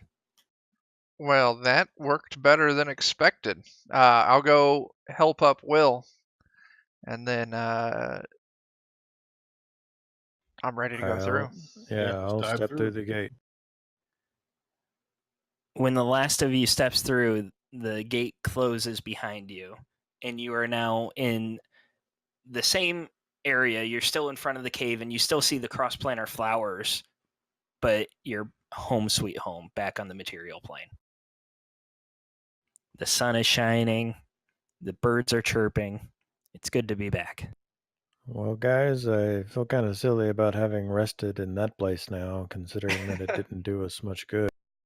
Yeah. Well, you learn and shit. One thing that I would like to note is that this cave we're next to is full of giant fucking spiders. Yes. We should vacate the premises. Back You also see towards... Thessal Hydra tracks and several humanoid tracks as well. Well, shit. Do they look like Trog tracks from yesterday? They look very similar. Going into this cave? And out. The Thessal Hydra tracks are going in. You do not see Thessal Hydra tracks going out. Spiders it is. Max says, I just want to point out that the Thessal Hydra stomped all the way back, stomped into that other cave, apparently went through the upside down. I don't know. Why is it in this cave instead of that cave? I don't care. And she fishes out her flashlight rock and asks for light to be cast upon. I cast it. So we got this cave. We already know that there's spiders in there and a giant pit. Does anyone have a plan for our giant pit? Because I didn't see any way out of the spider room, so I don't think we need to go in there at all. Well, we don't entirely know, maybe it's a pond or something on this side. We should eyeball it. Okay. Short sword out and light rock out. I lead the way in, being cognizant for danger. Left around the corner, up to the T, turn right, and to the chasm. Marching order? Before we go, I'd like to cast my armor spell again. Got it. I'll let Max take points. Why don't I actually... I'll take the lead. I'm sorry, I'll take the rear. That way our wizard doesn't get ambushed. All right, I'll take the lead then. So Max and Lucas are in front with the casters in the back. You recognize this cave immediately from your time in the Upside Down, spending in it. You take a left around the corner, and you come to that intersection, and you immediately see the spider nest on the left, and it looks as if they've been hard at work repairing what damage has already been wrought upon it. You can see them scurrying about, and they seem to pay you no mind. Looking to the right, you see an abyss, a chasm 20 foot across. Out of character, remind me jumping rules. You can move how far on a running? I do not remember, and we're not technically using them. It looks as if you could try to jump it. Okay. I'll Well, then I will stop cast looking for the guidance jumping rules. to help. Hey, we're near a forest. Why don't we just see if we can't lash together some thick tree limbs or something? It is 20 foot across. You would need... I mean, Quite we're a not bit of all wood. going to make that jump. We could fell a tree and Yeah. make a bridge, right? We have a lot of rope. Well, we're gonna need that for the special time. Does You guys can anyone? do that. It'll probably take 8 to 10 hours to fell a tree and like carve off the branches so you can, and then dragging it in. Why don't It I? probably won't go around that corner either if it's 20 foot. We can What tie a do you rope. need from me to jump this fucking thing? I need you to say you're jumping it. Hang on. Hey, we can also make a So- simple rope bridge. Whoever's going to jump, take some rope with you. Yeah, I was gonna say that's let's what I was about to do. tie a rope to rope- you. I'll cast guidance on you, and then the rest of us can hold the other end, expecting you to not make your jump. I doff all of my pack and haversack and all that craziness, and I do the loosening up my legs, like feet to ass stretches and stuff, and I don't get too close to the spiders, but I back up and I tie the rope around myself and hop, leap, and hope that Lucas and Mike save me if I fall. Make an athletics check. Strength. You easily clear it. You were perfectly limber. You timed it right. You landed on your feet. And you took a bow at the end. There's nowhere over here to fasten a rope, correct? As soon as you get over there, you can see to your right that there is a rather large cavern. And in the middle of that cavern, you see a sleeping Thessal Hydra. There is nowhere to tie a rope. Tied to the Thessal Hydra. There you go. It'll pull us all across. We'll pull it into the chasm. Ooh, Right that, now, the Thessal Hydra is probably 50 to 60 feet away from you. Okay, so I'll need 3 ropes. Max is going to have a holy crap moment and motion the crudest Army Ranger hand symbols to be like, the fucking thing is around the corner. Make a performance check. Yeah. You guys have no idea what he's trying to say. Charades. You see him waving his hands wildly, and it just, nope, not clicking. 3 words. Syllables. Starts with. Starts with Thessal High, ends with Druh. Okay. It's obvious that they don't get my meaning. I'm going to kind of get over near the wall, and I know there's not much to grab onto or anything, but I'm gonna kind of brace myself, and I have the rope, and I get ready for whoever's gonna make the next jump to somehow affix themselves to the rope, or whatever they're going to do. I would like to be an anchor point. Yep. Yeah, you wrap it around your waist, and the tunnel where you're at just curves immediately right towards the Thessal Hydra cavern, and you can just put yourself around that corner and brace yourself very easily. We can Okay. have 2 anchors if somebody wanted to anchor on the other side and let people over under on the rope. I'll anchor on the other side. okay. Unless y'all wanted to do runny, jumpsy, happy fun. So you have Lucas tying himself to the other side, and you're going to try and climb across the rope then? I was offering that up to the cleric and wizard, who would probably not be super best to jump. Yeah, I'll agree with that. Why don't we have the wizard go first? I'll cast guidance on him to assist in this process. All right, are you going to try and jump it, or are you going to try and climb the rope? That's a good question. I'll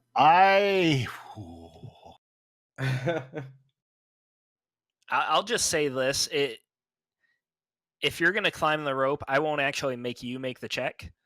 I'll make Lucas and Max make the check because they're holding you. You can wrap your arms and legs around the rope and not have to. Yeah, there's no way I'm making that jump. All right. What do you want? Is strength? I want Strength check or both of you to make strength or athletics checks, and it'll be pretty simple because you're anchored. Between the two of you, you can carry his weight. It's just awkward. All right, Lucas, you got to do good to make up for his. He rolled a I did. 23. I rolled 23. Oh, 23. I rolled. I wasn't even looking at that. So, Max, you kind of slip a little bit, but Lucas keeps the tension taut, and Bert does not fall down. Will the Wise does not fall down. You manage to scurry across. So there are now two of you on the other side of the chasm. Your turn, Mikey. All right. I cast guidance there on you, Lucas, and then across I go. All right, let's do it again. Athletics for both of you. Oh, yeah. This time, Max, you were just not prepared the first time because you were around the corner. This time you were ready for it, and the tension never goes slack. He easily makes it across. Okay, I guess I'll tie the rope around my waist and I'll do a running jump, and hopefully you guys will all be holding onto the other end in case I don't make it to drag me up. Yep. Don't forget Yup. your guidance. You could add a D4 to this if you want. Oh. Okay, let's see. Nope, I'll save that.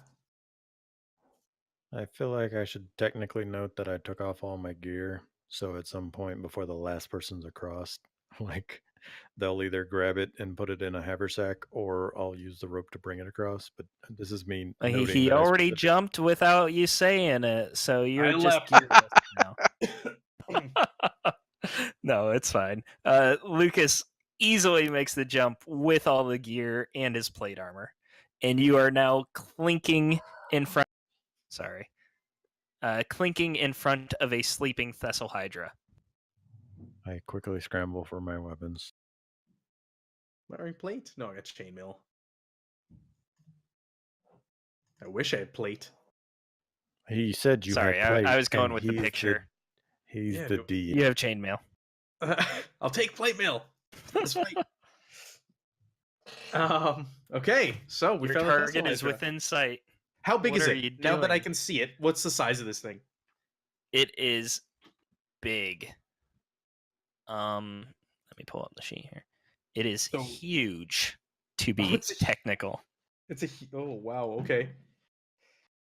Whew.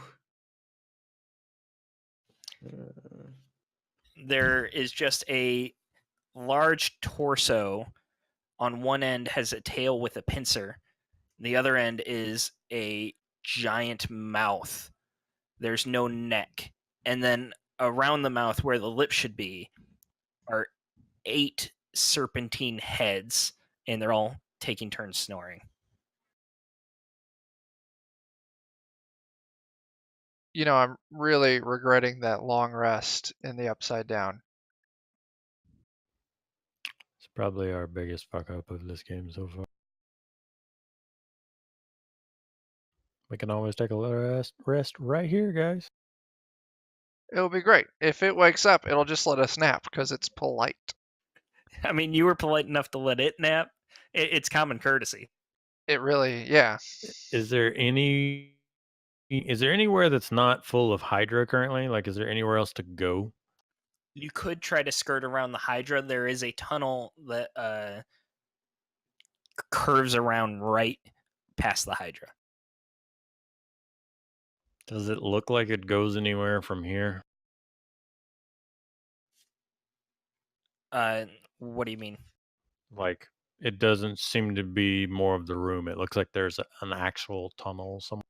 Correct. It curves around, so it looks like it keeps going. Well, our front man just took a BRB, but I would be on Lucas at this one, because he's going to need to be the person who is closest to Thessal Hydra before we Thessal Hydra. Are there, looking around the room, are there any kind of environmental things that we could possibly use to our advantage? None that the book says. So we're going with a blank room here. Sounds good. Does the Thessal Hydra have wings? Does it fly or? It does not have what? wings. It Is is it quadrupedal. Is it larger than the big hole? It is the size of the hole. So it So, would like, not it- fall too easily. It gets in here because I saw its tracks come in, so that's how it came in here. It could Gotcha. easily jump the hole. Yeah, It'd be more like a long step for it. Yeah, technically, like out of game talk, huge is 15 feet by 15 feet, so that's like nothing. That chasm's nothing for it.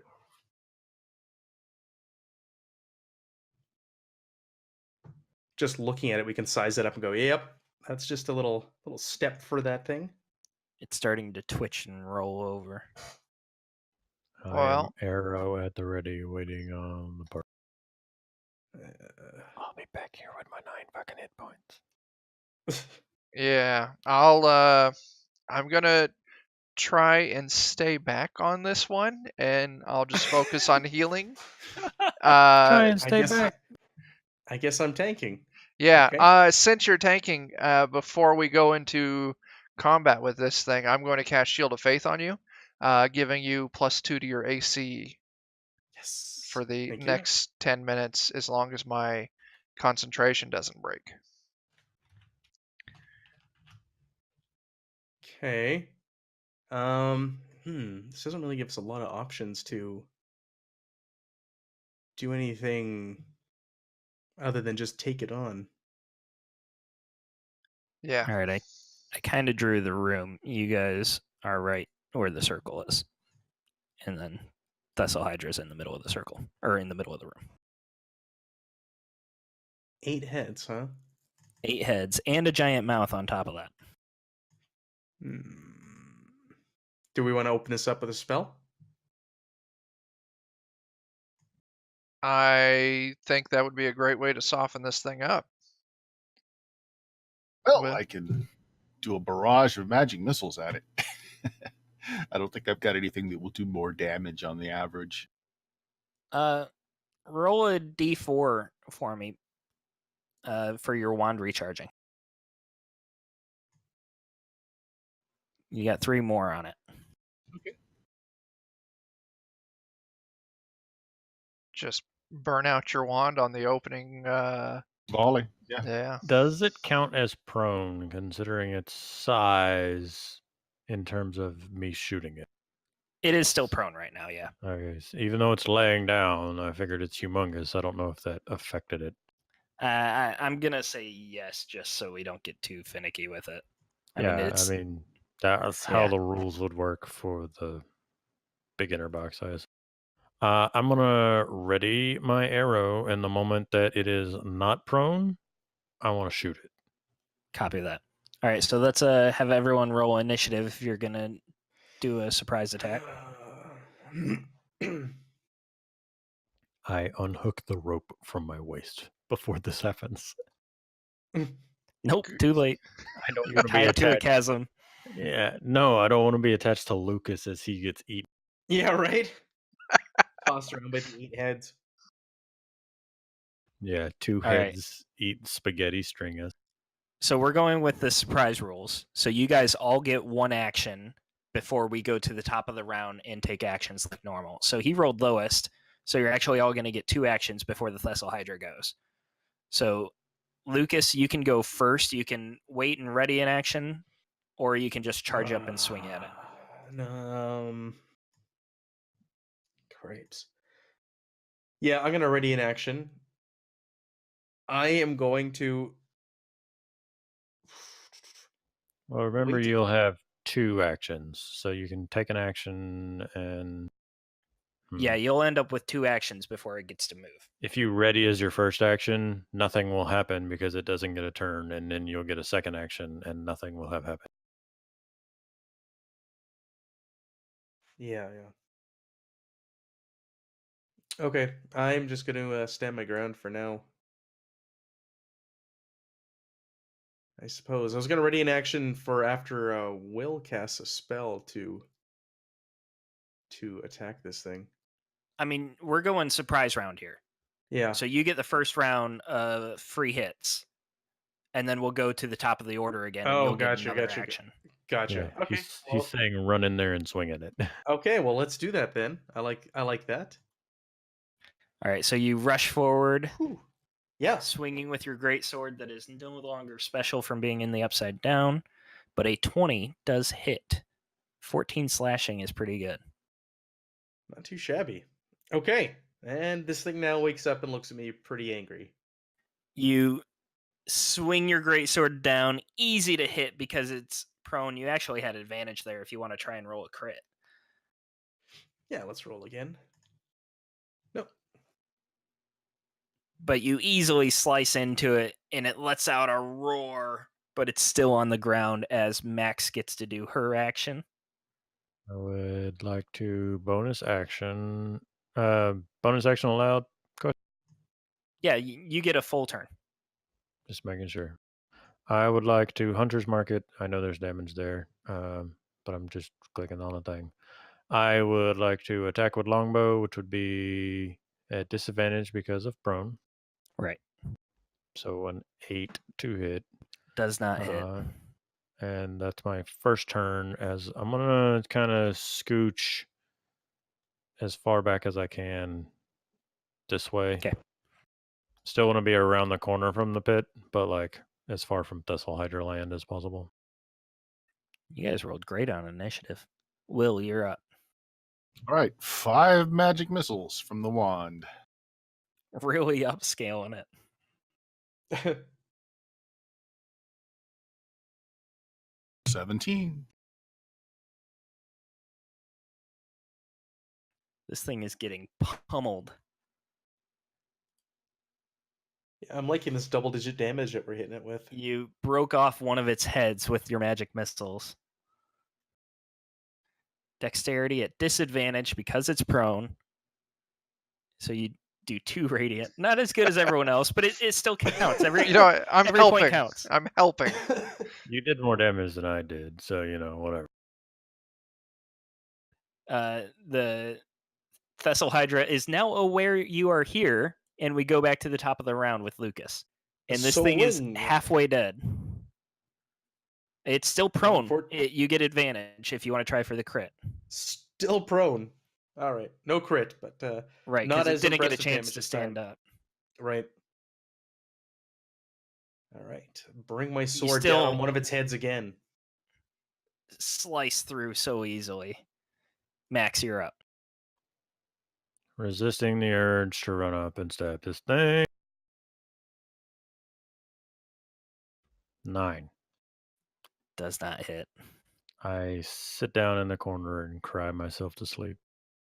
You are now prone. Yeah. Will. I'm prone emotionally too. All right, I'm going to cast my own magic missile at 1 level higher, so 4 missiles. 13. 13.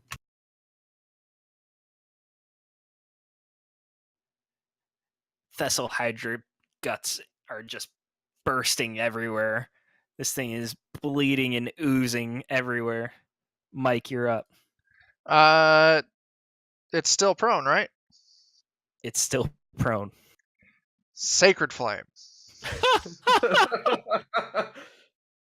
And it fails the save. You have hit it with both of your actions. Well done.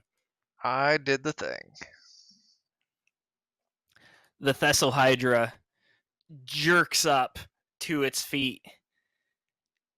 Doesn't know who to attack. It sees Lucas right in front of it, but it also sees the group of you in the back.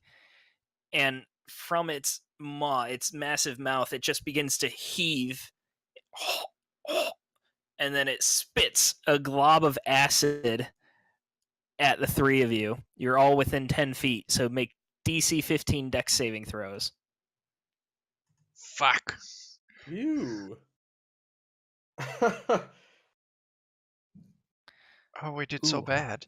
Didn't roll very well. So all of you failed, so you all take 12 acid damage. I have 2. I'm down. Wow. Yikes. Lucas, you are up. Whew. That hurt. Okay, looking at this thing. Lucas, I'm sorry, you didn't have to make the dex save because you were right up next to it. It was just the 3 of them. So you didn't take the damage. I'm sorry. That was my fault for not being clear. Okay. How looking at this thing, like how injured does it look? Does it look like it's like coughing up blood? It looks like it's just barely Oh hanging yeah, in there. it's got a couple heads missing. It's got broken bones. There are cuts and slashes and bruises. It's beat up in every way possible. And Mike, you're still up? I Or did you sure drop? am. Nope, I'm still up. I'll handle healing. All right, I'm gonna try and hit this thing. Does a 12 hit? It does not. Do I have inspiration? Yeah, let's go with it. I will re-roll that. Does a 14 hit? 14 just barely hits. And I'm going to use Divine Spite at a second level spell slot to do 2d8 extra damage to this thing. How do you want to kill it? How many heads are left on this thing when I do my killing blow? Because I'd like to lift my sword up and just We'll say 5. slice it through the 5 remaining heads just in one fell swoop. Just take them all off. You're the best barber this world has ever seen. A surgeon barber. You slice through, and now headless, it writhes and lifts up on its back legs before collapsing to the ground with a thud. You have slain the Thessal Hydra. Awesome. I wasn't here for the Demigorgon, but this seems kind of anticlimactic to what I walked in. Oh man, the Demigorgon was way harder. They're supposed to be the same challenge rating, but getting a surprise round with 2 attacks in between. Not having to fuck around with regenerate. Right. The regenerating was bad for the Demigorgon. And having some decent damage come up. And Max has now died. No. No. I mean, no one healed her.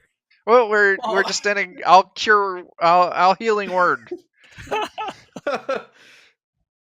There. Max, you're back. Stop being dead. 8 HP. You are conscious, and your party has slain the fearsome Thessal Hydra. Maybe if you weren't taking naps every time we get into a fight, that would have gone faster. From the cleric who fell 3 times in this adventure. So I'm going to go ahead and narratively cutscene the end of the adventure here. Okay. Moving through the Thessal Hydra's lair, you've found coins and gems and artwork, which you're sure you'll be able to sell for quite a few gold pieces, plus a couple magic items.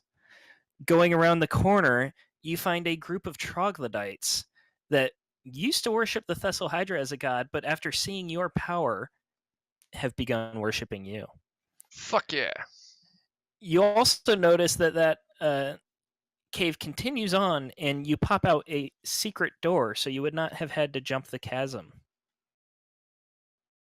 But you easily carry the Thessal Hydra heads in your bags of holding to Sir Tristan, who gives you every compliment possible. He welcomes you as conquering heroes. He showers you with treasure. He promises each of you a favor of your choice as long as it is within his power to do so.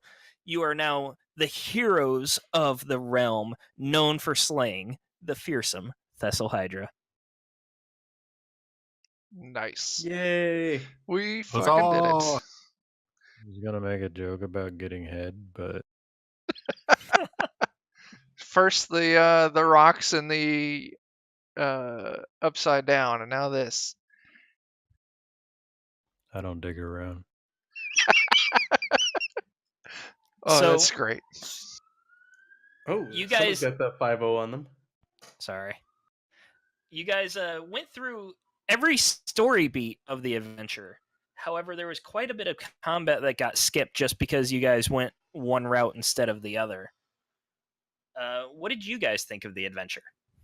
I wanted to ask, what did the Thessal Hydra have in its bag of tricks? I assume each head had different powers, and we just got to see one of them, or was the acid its main The acid was its best ability. Otherwise, it would Interesting. make one mouth attack and one flurry of bites is what it's called. It gets multi-attack, one maw, and one flurry of bites.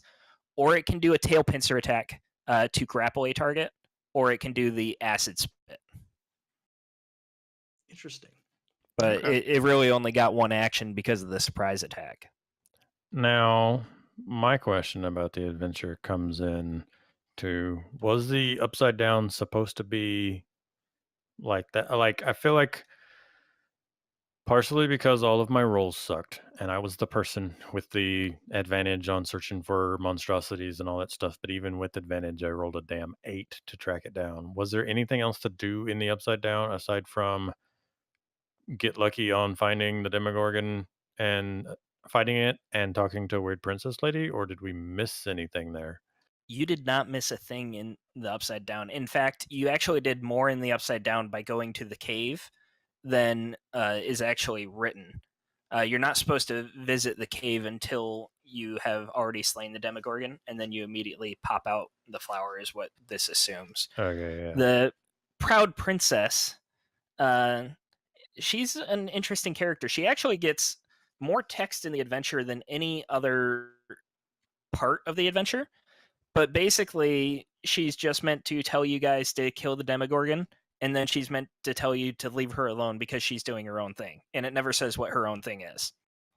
That's weird. I was trying to figure out like where that came from because obviously I know this can't be word for word like the show. The show didn't have anything in it aside Right. from, oh my god, it's the bam mini on the table Demogorgon. Yeah, But so like, really just a cameo for the miniature is really all it is.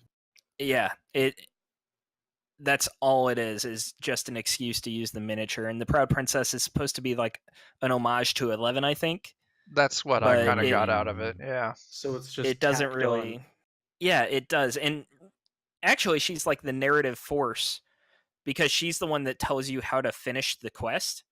Because the first cave, if you explore the whole thing, there's no spot for the Thessal Hydra to be sleeping. And that's why you guys were confused, like, why are we at the second cave? Because you didn't get to finish exploring the first cave. right. But if you had, you would have known that you had to keep going to find the Thessal Hydra. Okay. So I think that would be if I had to like mark it up for complaints, and mostly because I've already done here's my complaints about the original starter set. If I had to mark it up for complaints, one, the fact that we got to where we're at having missed parts, so we assumed that we needed to get back to Cave 1 to find the Thessal Hydra. Two, Badass Princess Ex Machina is badass, but leaves me wondering for more there. And it's weird. Like, even as a more experienced DM, if I was handed that, I don't know what I would do with her or be able to flesh her out better. I think I would try to give her a bit more personality and actually give her a quest instead of just saying she has a quest. And then I'd probably have her help you guys fight the Demogorgon. Because to be honest, some of these fights have been pretty hard for you. None Now, of these Yes. fights have been cakewalks. Although there have been several fights that would be cakewalks. But the mandatory fights would be difficult. And then adding in the extra fights on top of that, you guys would really be struggling. It would have definitely. Yeah. I don't know. a lot of it was dice. The Demogorgon would have went a little better if we hadn't already True. been low on resources, and if I hadn't missed 4 attacks in a row, because the Ranger with both of its add-on abilities like could have cranked out some stuff. Lucas being on the ground, not doing his 15 damage every round, also made the Demogorgon fight much harder. But also, you have to have fire for it to not regenerate, and they specifically did not give the one character who has fire abilities a fire cantrip. So I feel like if Will had not been careful with saving spell slots earlier in the adventure and we just got here and had only cantrips, what do we do? Yeah, we would Or have been out of luck. what if someone playing this didn't select Will as one of the characters they ran this with?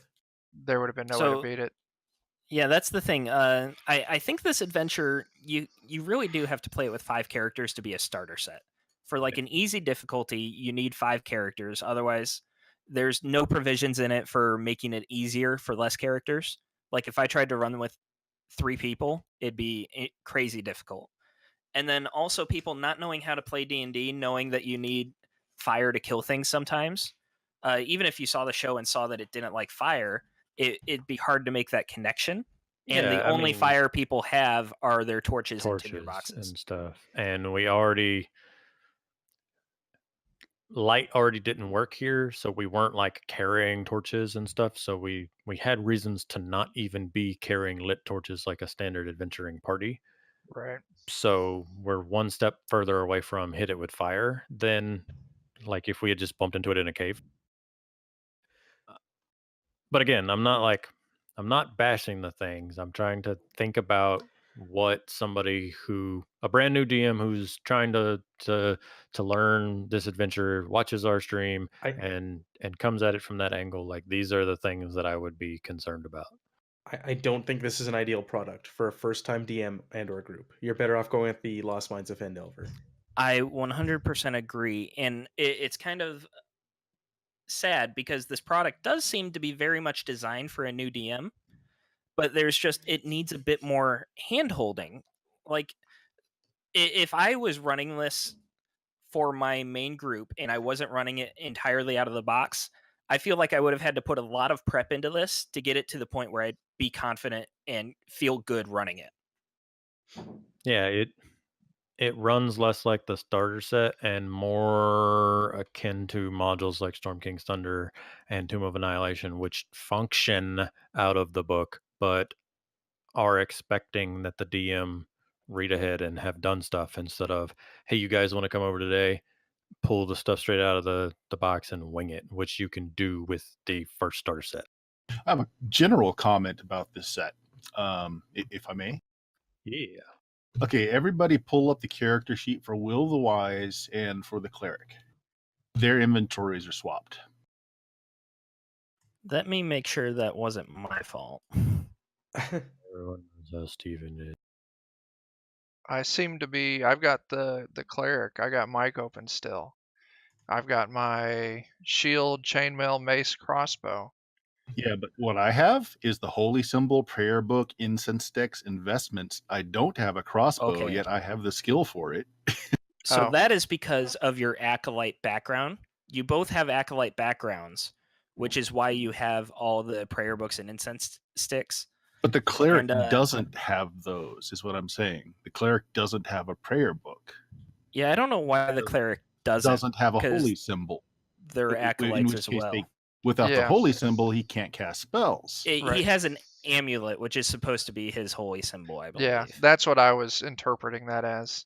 It does seem odd, though. Like, it should have the prayer book and holy symbol, but I think most of that comes from the background of being an acolyte. But it also makes no sense that I can use a crossbow and I don't have it, yet the Cleric does, and the Cleric can't use it because it's a crossbow. I can use a crossbow. There, No, you can't. It's an edged weapon, right? it counts as simple. But clerics can't use Edged weapons aren't a thing in 5th edition. Yeah.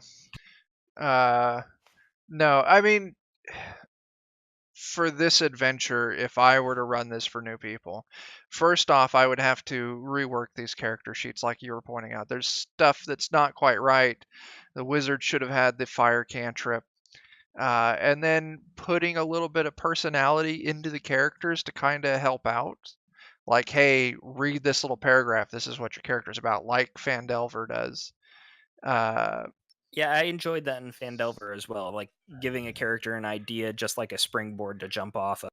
Right. And because you can completely disregard it too. Yeah, if you're I mean, good or if it's something you're capable of. But for, yeah. someone fresh off the street come play D&D, it would be very useful. The other thing I would change, the big thing I would change, is I would get rid of the princess altogether and replace her with a child or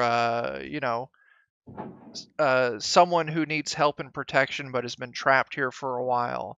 That would be able to, I'll tag along and I have information, doing it more like how Will was in the Upside Down. Like, hey, to get Yeah. out, you need to do this. Oh, hey, if you come across it, it hates fire. Oh, if the party doesn't have fire, like, oh, I have this item that does fire damage that I've been using to protect myself when it comes at me. I think you're onto something there, because especially like you guys having to find the Demogorgon. This the book says you need to roll 3 survival checks, and if they all fail, the Demogorgon finds you, and if you pass, you find the Demogorgon.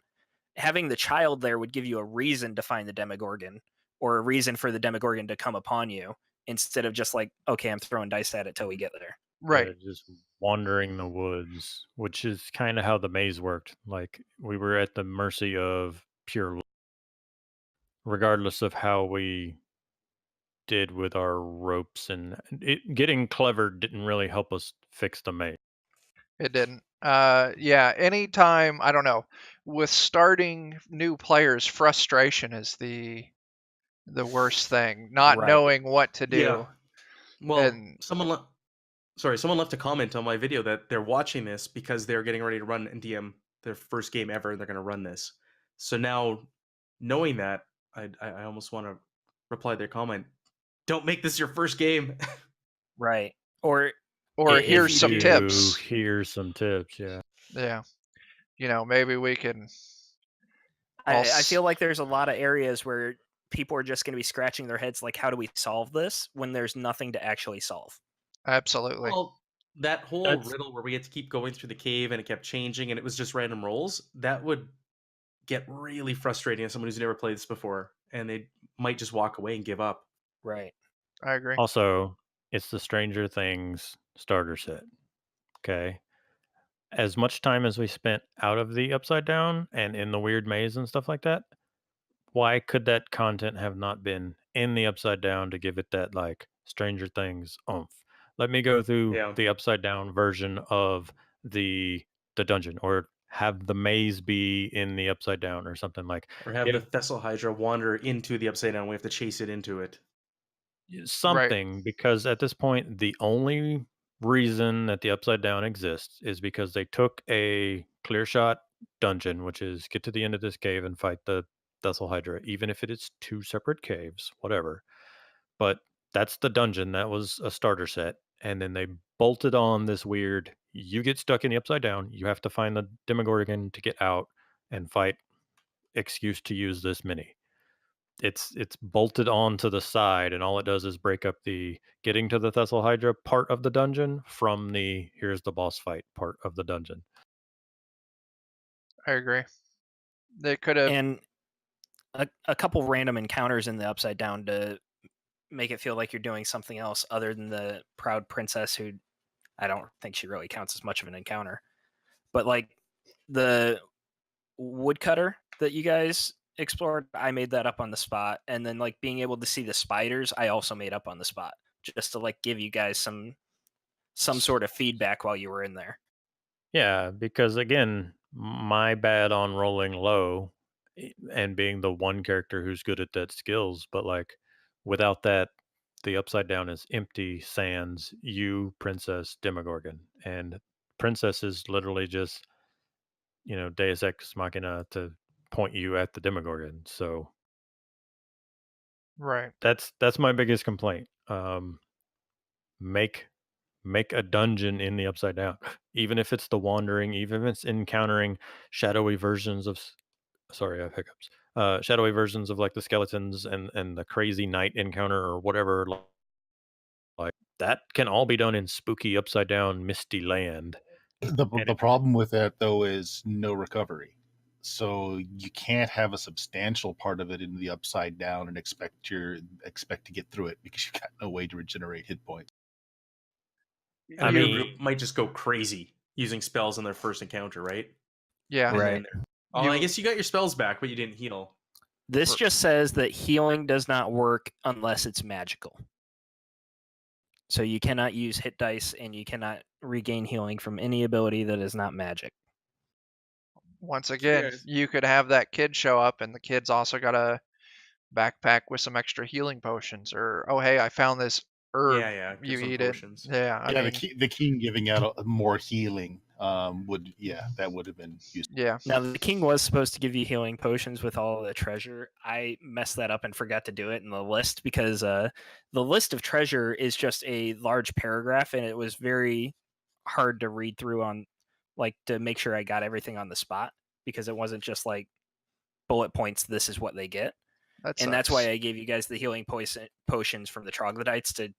I gave you the same amount of healing potions. I just gave them to you a little bit later. Rather than that's fault on After our the. cleric fucked us up. Yeah, man. I did not do great, and that's okay. But yeah, for you got to presume that the DM, it's also the first time the DM's running this, and if it was hard for you to easily make out what all the king gave, yeah. Right, exactly. And part of it is because this font is massive as well. You get 4 paragraphs on a page, 4 small paragraphs, like 2 sentences a paragraph. So, like, I'm flipping through 30 pages for something that should just take 5. Well, they wanted that charm to make it look like it was handwritten, right? Right. And it looks nice. It is a nice looking adventure. It's got like the doodles that looks like a child was drawing, and it's fun, but it's just not readable. So I guess that's just a trade-off there.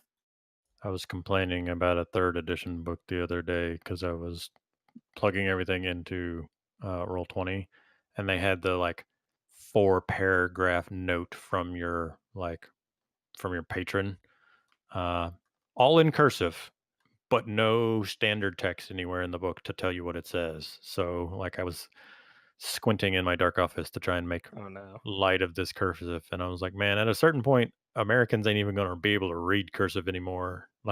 How did you not plain text this anywhere? Right. I'll second that. As someone who I'm a pen geek, I write very well in cursive, but if I need to give my notes to someone else, I got to print that shit or they can't read it. They should definitely make things legible.